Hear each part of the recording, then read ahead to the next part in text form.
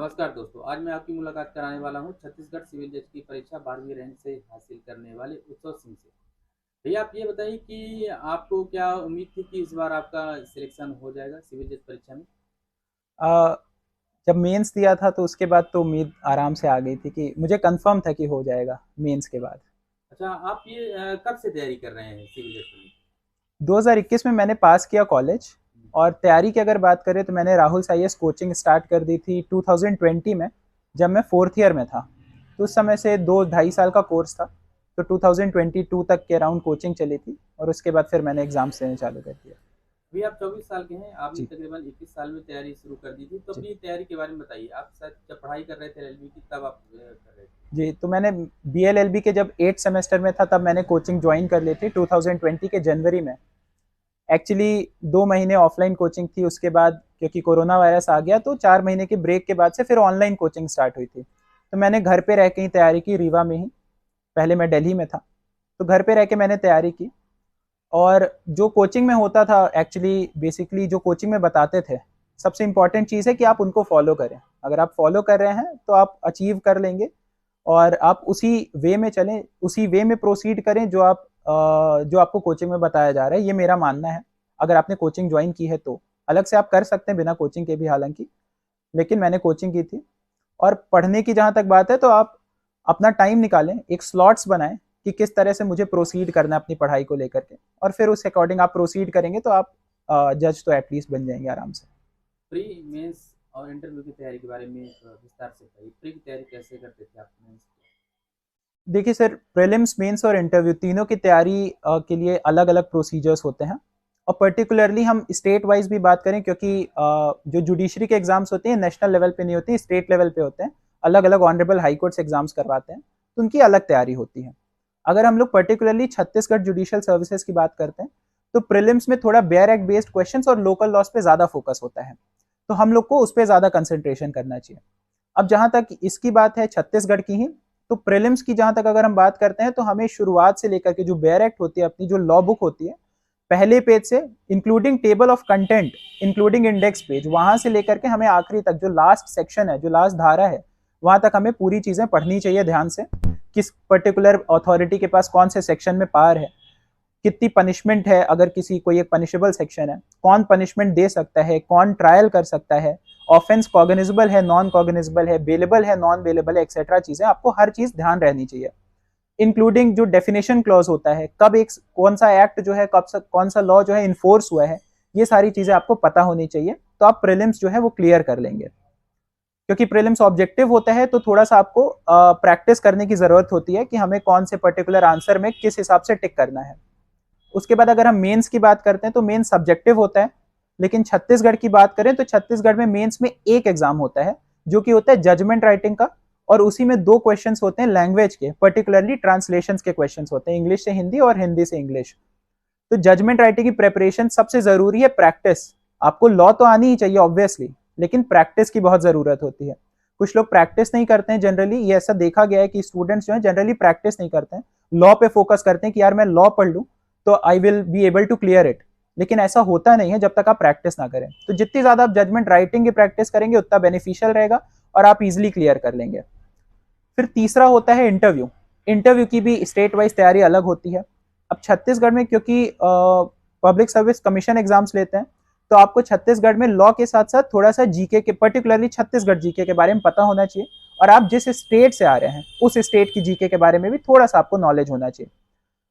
आपका एटीट्यूड, आपकी personality check होती है इंटरव्यू में, तो आप उस पर थोड़ा सा फोकस करें। नॉलेज तो आपकी चेक ऑलरेडी हो चुकी है प्रीलिम्स और मेंस में, थोड़ी सी नॉलेज इंटरव्यू में चेक होगी, लेकिन मेन पर्सनैलिटी होती है। तो आप पर्सनैलिटी पे फोकस करें, आप क्लियर कर लेंगे इंटरव्यू स्टेज पे। ये मुख्य परीक्षा जो होती है मेंस जो होता है उसका क्या प्रभाव उस इंटरव्यू पर पड़ता है नंबर के लिए? थोड़ा बहुत तो असर पड़ता है। आप अगर, लेकिन मेंस आपका बहुत ज़्यादा अच्छा गया है तो थोड़ा बहुत फिर भी इंटरव्यू में आपको थोड़े से मार्क्स एटलीस्ट चाहिए होंगे, क्योंकि हर स्टेट का क्राइटेरिया अलग है। एक मिनिमम मार्किंग क्राइटेरिया भी है इंटरव्यू में कि आपको इतने मिनिमम मार्क्स अचीव करने होंगे, नहीं तो आप फेल हो जाएंगे इंटरव्यू स्टेज में।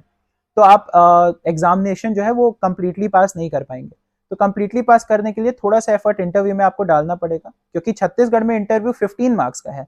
तो उसमें 15 मार्क्स में आप 8 9 7 8 इतने मार्क्स अगर आप ऑब्टेन करते हैं तो आप क्लियर कर लेंगे अगर मेंस अच्छा हुआ है तो। मध्य प्रदेश और दूसरे राज्यों की जैसे आपने परीक्षा दी है, तो इनमें क्या अंतर देखते हैं?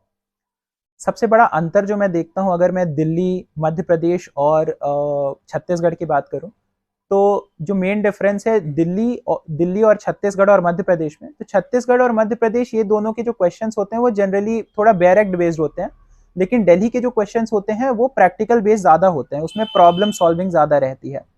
मेंस में डिफरेंस आता है छत्तीसगढ़ और मध्य प्रदेश में। मध्य प्रदेश में 4 मेंस के पेपर होते हैं, जिसमें 2 लॉ सब्जेक्ट होते हैं, एक लैंग्वेज का एग्जाम होता है और एक एग्जाम जजमेंट राइटिंग का होता है। वेरएस छत्तीसगढ़ में एक ही मेंस का एग्जाम होता है जो कि जजमेंट राइटिंग का बस एग्जाम होता है। तो थोड़ा सा ये डिफरेंस आता है। और दिल्ली में मेंस के एग्जाम में भी सिर्फ प्रैक्टिकल क्वेश्चंस होते हैं, एक दो क्वेश्चंस बस थ्योरेटिकल होते हैं। बेसिक डिफरेंस यही है। आपने अब तक कितने एग्जाम दिए? मैंने राजस्थान का दिया है, मैंने मध्य प्रदेश का मेंस दिया है, मैंने दिल्ली का इंटरव्यू दिया है और ये मेरा चौथा एग्जाम था, जो कि अगर छत्तीसगढ़ की बात करें तो पहला अटेम्प्ट था जिसको मैंने क्लियर किया है। तैयारी के दौरान क्या होता है, कई बार दिमाग भटकने लगता है, तो इसको किस तरह से आप कंसंट्रेट करते थे? सोशल मीडिया से जुड़े हुए थे या क्या थे, क्या? मैं अगर अपनी बात करूँ तो मैं तो सोशल मीडिया में 2020 से नहीं हूँ।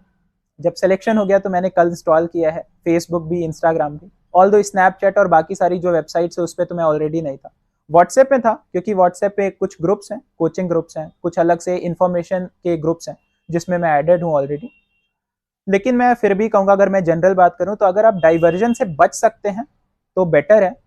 अगर आप फेसबुक, इंस्टाग्राम यूज करके भी आप जुडिशियसली उसका यूज कर सकते हो, उसमें कोई प्रॉब्लम नहीं है। लेकिन अगर आपको थोड़ा भी रिस्क लगता है कि अगर मैं ये यूज करूंगा तो मुझे डाइवर्जन होगा, मेरी पढ़ाई में थोड़ा सा भी इम्पैक्ट पड़ेगा, तो आप ना यूज करें तो ज्यादा बेटर है। लेकिन अगर आप जुडिशियसली यूज कर रहे हैं तो कोई दिक्कत नहीं, इन्फॉर्मेशन आपको हर जगह से मिलेगी, तो आप उस अकॉर्डिंग यूज करें। जो छात्र ये सिविल जज बनना चाहते हैं या एडब्ल्यू, उनके बारे में बताइए कि कैसे तैयारी करें, किताबों के बारे में कुछ बताइए। देखिए, अगर कोई भी एक कॉम्पिटिटिव एग्जाम है, सिर्फ सिविल जज नहीं, या फिर कोई कोई कोई भी एक एग्जाम हो किसी भी चीज़ का, किसी भी फील्ड में, सबसे इंपॉर्टेंट होती है बुक्स। बुक्स कहा जाता है कि बुक्स आपकी दोस्त होती हैं, सबसे पहली दोस्त है बुक्स। तो आप बुक्स पे थोड़ा सा फोकस करें। आप जितना ज़्यादा नॉलेज गेन करेंगे उतना ज़्यादा बेनिफिट है। लेकिन सिर्फ ऐसा नहीं कि आप सारी नॉलेज बस गेन करते रहें, आप उसको स्मार्ट वर्क करें। Smart work in the sense कि कौन से प्रीवियस ईयर क्वेश्चंस आपसे पूछे जा रहे हैं, आप उस पर थोड़ा सा फोकस करें कि ये पर्टिकुलर कोर एरिया है जो कि एग्जाम में आता है। अगर आप उन कोर एरियाज पे फोकस करेंगे तो आप अचीव कर जाएंगे। आप उस अकॉर्डिंग प्रेपरेशन करें जिस अकॉर्डिंग पे क्वेश्चंस पूछे जा रहे हैं। सब ज्यादा इंपॉर्टेंट ये है। मैं नॉलेज कम लेने की बात नहीं कर रहा हूं, मैं बात कर रहा हूं कि आप नॉलेज लें, लेकिन उस सेंस में नॉलेज लें जिससे अभी आपका एग्जाम क्लियर हो। फिर लेटर ऑन स्टेजेस में आप ऐसी नॉलेज लें जिससे आप जो है वो बेनिफिट कर सके, अपनी अपनी नॉलेज भी इंप्रूव कर सके और दूसरों की नॉलेज इंप्रूव कर सके। भाषा का फर्क पड़ता है, क्योंकि आप इंग्लिश मीडियम से थे, बहुत सारे बच्चे हिंदी मीडियम से होते हैं, तो फर्क पड़ता है? देखिए, वैसे तो स्टेट पे इसका भी डिपेंड करता है कि अगर हिंदी मीडियम स्टेट है या फिर पर्टिकुलरली हिंदी स्पीकिंग स्टेट है तो आप इंग्लिश और हिंदी दोनों में एग्जाम्स दे सकते हैं। छत्तीसगढ़ की बात करूं तो जो प्रीलिम्स का क्वेश्चन पेपर होता है, एक साइड उसमें इंग्लिश ट्रांसलेशन में क्वेश्चंस रहते हैं और दूसरे साइड हिंदी ट्रांसलेशन में रहते हैं। तो उतना ज़्यादा इम्पैक्ट करना नहीं चाहिए मेरे अकॉर्डिंग लैंग्वेज, और मुझे भी इम्पैक्ट नहीं की है लैंग्वेज ने। इंटरव्यू में थोड़ा सा लैंग्वेज का रहता है कि आपसे जिस लैंग्वेज में आपसे क्वेश्चंस पूछे जा रहे हैं आपको उस लैंग्वेज में आंसर करना होता है। इंग्लिश में क्वेश्चन है, आप इंग्लिश में आंसर करें। हिंदी में क्वेश्चन है, हिंदी में आंसर करें। छत्तीसगढ़ में बाइलिंगुअल था कि दोनों भाषाओं में इंटरव्यू लिया जा रहा था, तो मैंने दोनों भाषाओं में आंसर किया।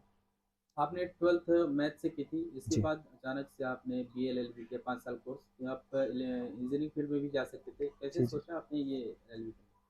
सर, देखिए, इनिशियल मोटिवेशन जो है वो तो मेरे पेरेंट्स से मिली कि पेरेंट्स ने बोला कि नहीं आप लॉ करें। पहली चीज़, कोई फील्ड में नहीं है इस फील्ड में, तो उन्होंने प्रमोट किया कि नहीं आप एक बार इसको ट्राई करें। उस समय रिसर्च की इतनी ऑप्शंस नहीं थे, मुझे पता भी नहीं था एक्चुअली कि रिसर्च क्या होती है, कैसे करते हैं, किस फील्ड में जाना चाहिए। लेकिन जब मैंने 12th कर लिया एक्चुअली, तो उसके बाद मैंने देखा कि यार एक बार देखता हूँ क्या है। तो लॉयड लॉ कॉलेज, जिस कॉलेज से मैं पढ़ा हूँ, उसका ब्रोशर पर्टिकुलरली देखने के बाद मुझे रियलाइज हुआ कि मैं लॉ की फील्ड में जाता हूँ, कि लॉ की फील्ड में मुझे लगा कि ज़्यादा प्रैक्टिकल नॉलेज से मैं ज़्यादा कनेक्ट हो पाऊंगा। तो मैंने उस फील्ड को चुना। और उसके बाद जब मैं कॉलेज में गया, जब मैंने कोचिंग ज्वाइन की, तो मेरे इस जो इनिशियल मोटिवेशन थी इसको ज़्यादा पॉलिशिंग मिली। और उस पॉलिशिंग से फिर मैंने डिसाइड किया कि नहीं नहीं, जज बनना है। जज की जो रेस्पॉन्सिबिलिटी होती है सोसाइटी में, बहुत बड़ी रेस्पॉन्सिबिलिटी है। कहते हैं कि ये एक जॉब नहीं है, ये एक रेस्पॉन्सिबिलिटी, एक फॉर्म ऑफ सोशल सर्विस है और direct form of social service है। आप बाकी जो गवर्नमेंट के एग्जाम्स होते हैं आप उसमें भी सोशल सर्विस करते हैं, लेकिन बाकी एग्जाम से इतनी डायरेक्ट सोशल सर्विस आप नहीं कर सकते जितनी आप इसमें कर रहे हैं। मेरे एक सर ने कहा था एक्चुअली कि एक जो जज होता है अगर उसके पास एक केस आता है उसके सामने, तो उसमें सिर्फ वो 2 पार्टीज के बीच का केस नहीं होता है, वो 10 उसके जो 5-5 परिवार हैं उनका भी केस होता है। तो टोटल 10 लोग की इन्वॉल्वमेंट होती है एक केस में।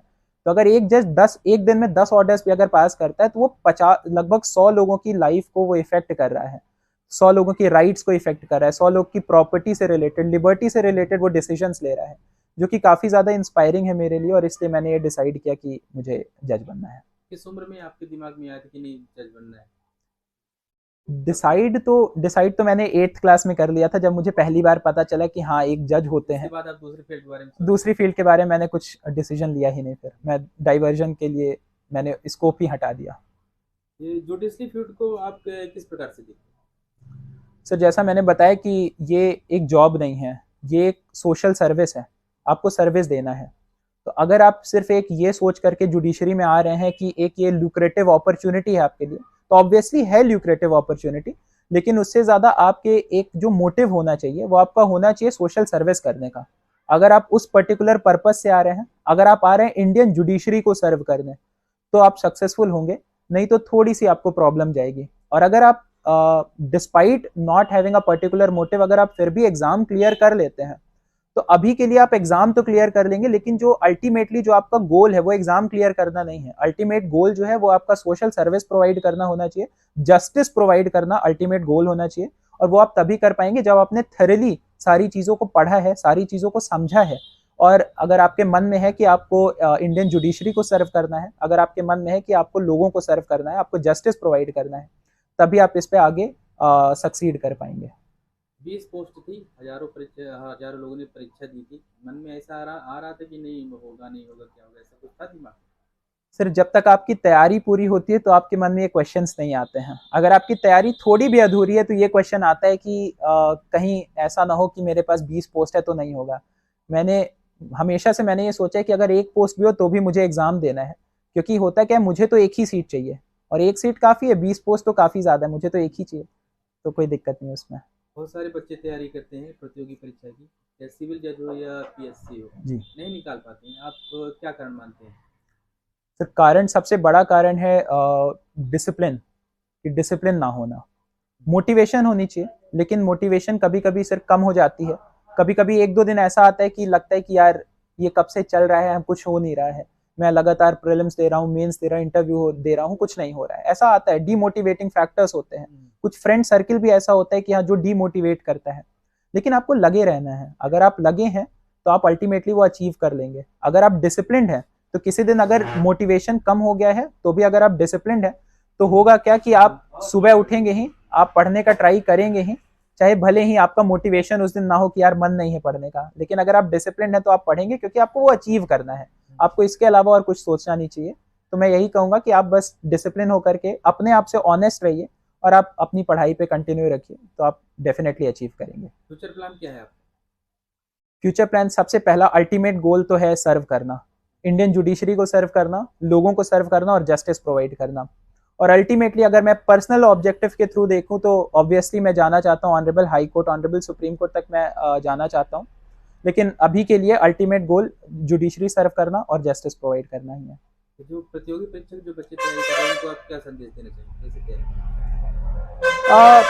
जैसा मैंने अभी तक कहा कि आप अपने आप से ऑनेस्ट रहिए, आप लगे रहिए, आप हार मत मानिए। अगर आपने एक बार हार मानी, आपने एक बार सोचा कि यार अब नहीं हो रहा है, तो उस मूवमेंट पे फिनिश हो जाएगा। 2 साल होंगे, 4 साल होंगे, 5 साल होंगे, लेकिन एक बार जब वो क्लियर हुआ तो वो पीछे के 5 साल जो है वो उतना ज्यादा मैटर नहीं करते हैं।